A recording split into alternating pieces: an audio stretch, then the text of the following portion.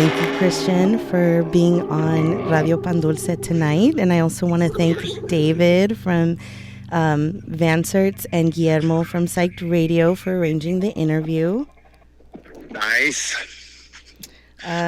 Christian and I have actually known each other for about 10 years now, which is crazy.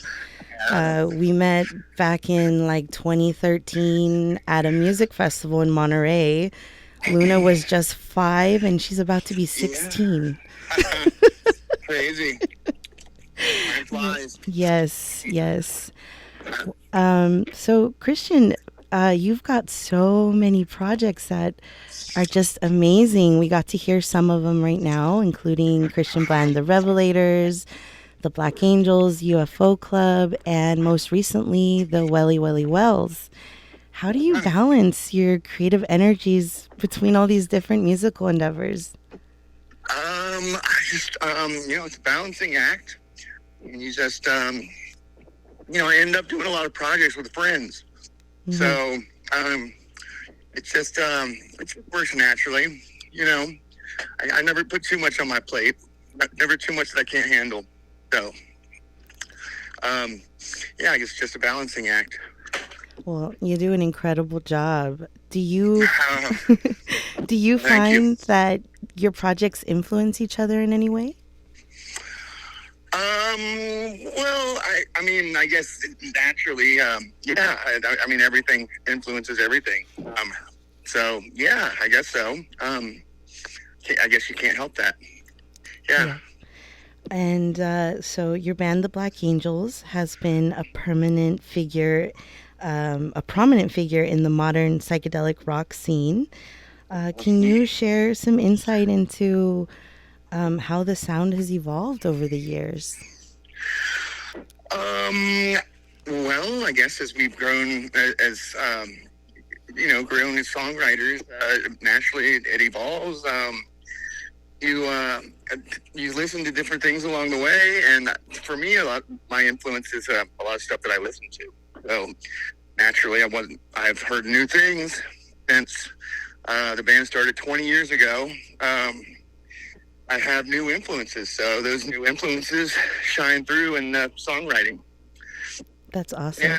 And I guess we've gotten better on our instruments, so that is a reason. We've spent more time with our instruments. Not that we've gotten better, but we've known how to tame them in a different way now. So, I guess that's a natural progression. Not that the songwriting would change a bit as we've progressed 20 years since the beginning of the band. Mm-hmm.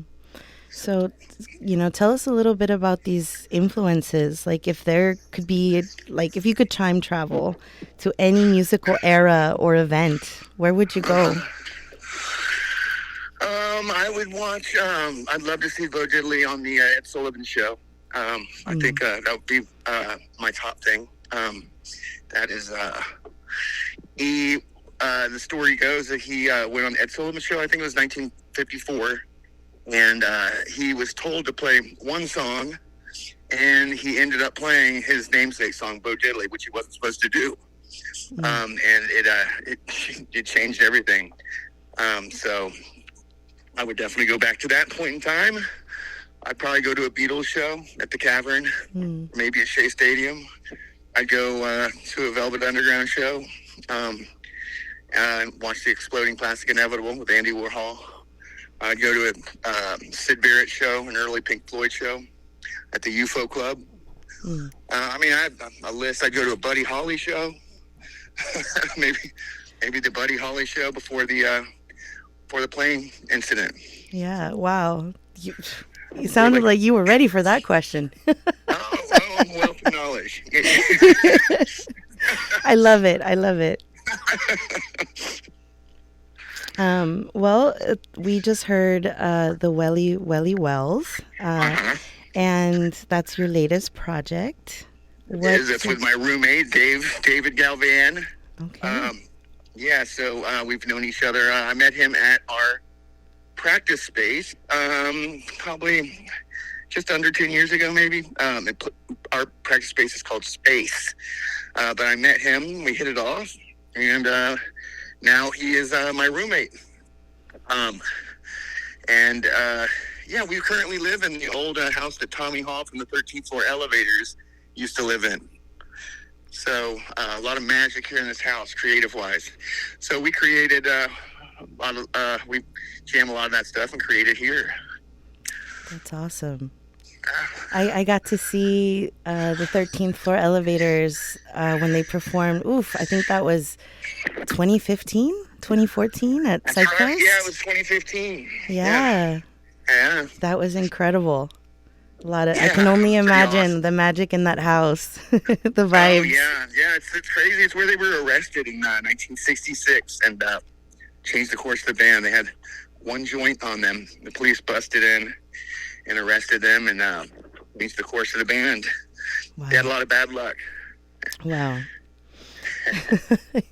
I love that you know so much about the history. I feel like every time we talk, I learn something so new. Like, I think one of the greatest, like, bands you introduced me to that was like, I know I never would have heard of them if it not for you, was Gris Gris. Oh yeah, they're great. That's my buddy Greg Ashley. Yeah, cool. Yeah, They're amazing. I've played They, them a they couple played in times. Uh huh. they played there in he lived in Oakland for a while. So they played at he used to live at a place called the Creamery there in Oakland. Yes, I do remember you telling me that. Yeah, And yeah. you were out here to record one of the Christian Bland and the That's right. Revelators. The very first one I recorded with Greg Ashley at the Creamery. It's called the Lost album, the red and white one. Yep. I recorded that one, yeah, with him. Yes, And yeah, my former love that Gree. album. Yeah, thank you. I've also spun that one a couple times on Radio Pan Dulce. It's Nice. one of my favorites. Awesome. Well, I know that your fans listening want to know a little bit about anything new that might be coming from the Black Angels. Is there anything Yeah. that you can tell Um, us? yeah, we're working on a new album right now. Um, we have a lot of songs. We're trying to hopefully get the album out by the end of the year. Want to get back on a schedule where we put an album out every other year. Tour one year, put an album out. So trying to get back on track how we were in the early years with Passover and Directions and Phosphine. Um, a little bit too long a gaps between albums now, so we have a lot of material, so we want to just get it out there. We might put a single Gotcha. out. I don't know, maybe summertime. So we'll see. Nice. Yeah, Thank you. And the Black Angels music often explores themes of consciousness, existentialism, and the human condition.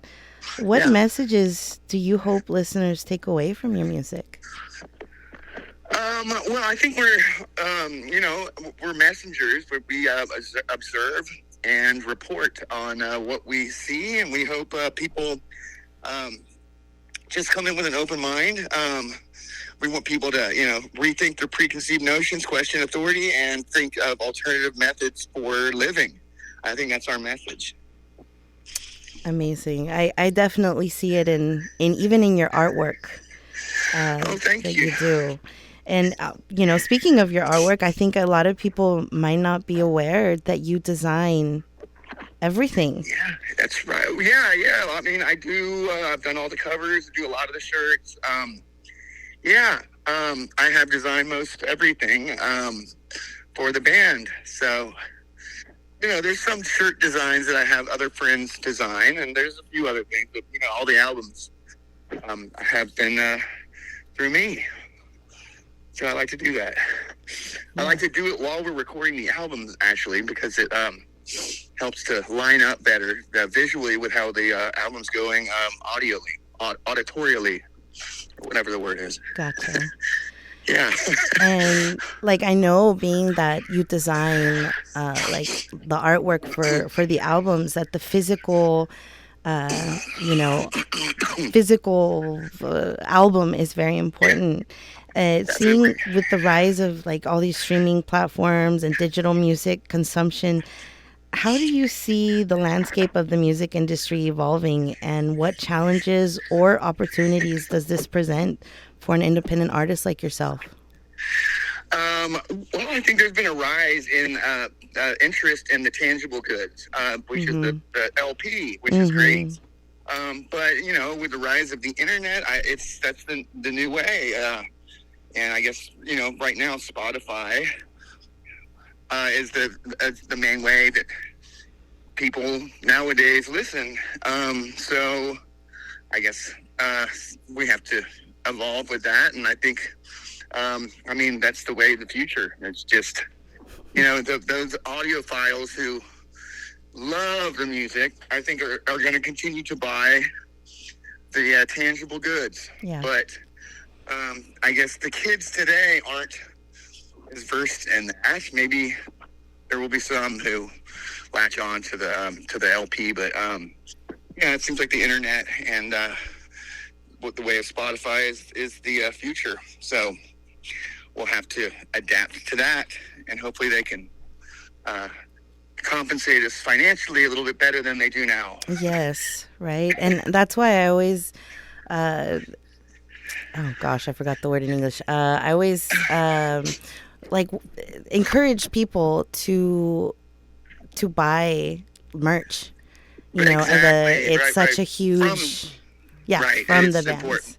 From the Yeah, band. Yeah. yeah, Because and that's our bread and butter. So yeah, yeah. and it's stuff that's they hold memories. I love having my, I own a bunch of stuff from the Black Angels. I've been collecting the Yeah. stuff since you guys first Nice. started, and Yeah. it's so That's nice to awesome. go back and like Right. look at the Exactly. It's stuff nice. and have it. I Yeah, know. I'm just like that as well. I like to, you know, like to have things, exactly. not just out in the clouds somewhere, but a real thing. So Yeah. yeah. Well, and Christian, how do you recharge or find inspiration when you're creating so much and so often? Like, do you ever feel burnt out, or and if you do, how do you deal with it? Yeah, I mean, it's I'm. I think some days are I just take things in like a sponge, Mm, and then there's days where you wring out the sponge, and that's the creative output. But mm, I mean, I take days where I don't pick up the guitar, mm, and just be part of life and take it all in, and that's where I get inspiration to want to pick up my guitar and have have output in creative days. So you have to have the sponge is a good example. You soak things in, and then you wring it out when the time comes. So got to be time for both. You can't always just be creating because there's nothing filling you up with inspiration. So mm. that's What have you found in inspiration in lately? um I always find it in music, and like new records that I find. There's just always bands that I find that continue to inspire me. So and also in new effects for the guitar, Mm, new gear, mm-hmm. and new guitars. Anytime I get a new guitar, there seems to be songs inside of them that you gotta coax out. So, yeah, just getting new effects always help to conjure up some new sounds and new riffs. Got it. What's your Yeah. favorite pedal right now? Favorite pedal right now is well, I just got a Benson Echo Rec, so that's my top one right now. Benson Echo Rec is an old Echo that they put out in the '60s, but they just recently remade it as they exactly did in the Mm, '60s, and I got one. So that's my new exciting toy. nice, nice. Yeah. I enjoy your unwrapping videos that you post of some of the Oh gear that you yeah, I get. haven't Those done are that in a fun. while. Those I are need to fun. do that. And Christian, do you have like a maybe a favorite memory or like an encounter interaction with either a fan or maybe another band, but just something that just has really stuck with you throughout your career? Oh gosh, it's hard kind of off the top of my head. Um, gosh. Well, I mean, I guess I'd say a favorite moment was being asked to open for Black Rebel Motorcycle Club Mm. on tour in Europe because the first show, or I went with Alex to a show here in Austin in 2002, Black Rebel show, and the Warlocks were opening, Mm. and that changed our lives. Alex and I knew that we wanted to start a band after we saw that show. Wow. And not 2 years later, Black Rebel was asking us to open for them. So that felt like a real full circle moment for us. Yeah. Yeah, that was special. I think another one is selling out the Fillmore there in San Francisco. It's such a historic venue that all those posters by Wes Wilson had a huge influence on me. And selling out a show there at the Fillmore, that was a big highlight. Yeah, that was back in like 2017. I think the Yeah, first time I that you think guys sold it out. I think so. Yeah. Yeah, I remember being there. I remember Bob Mustachio was there. Yeah, that's right. Yeah, it was a fun time. Yeah, definitely. Awesome. Well, lastly, you've also been actively involved in organizing music festivals such as Austin Psych Fest and Yeah. Levitation. Mhm. What inspired you to venture into event organizing, and you Yeah. see it getting bigger and bigger? Yeah, we started Austin Psych Fest in 2008. After we had been a band for 4 years, touring around the country, we thought, why not have a psychedelic party in Austin, where we can invite all of our friends, and let's just do it during South by because they're coming through anyway, and we'll do it a week before South by, and to pay them to come a few days early, and that was the start of Austin Psych Fest, and it just snowballed from there and grew to the year 2015 that you came to having over. So the first year was like 600 people. That year there were 10,000 people. So it just naturally grew with a life of its own. The next year we really took a hit when it had to be canceled. Yeah. And that the weather almost killed PsychFest forever. But thankfully it was resurrected and split into two different things. Now we have Austin PsychFest and Levitation. So we were blessed to have a guy come in and help save it. And now it lives. It lives on, and it seems to be growing every year. So back to growth. So Yes. that's really great. Awesome. Yeah, I think the first year I went was in 2012, if I'm not mistaken. And then Carson Creek. Yep, Carson Creek. Yeah. And I did get to go in 2016 with Luna. That was her first time.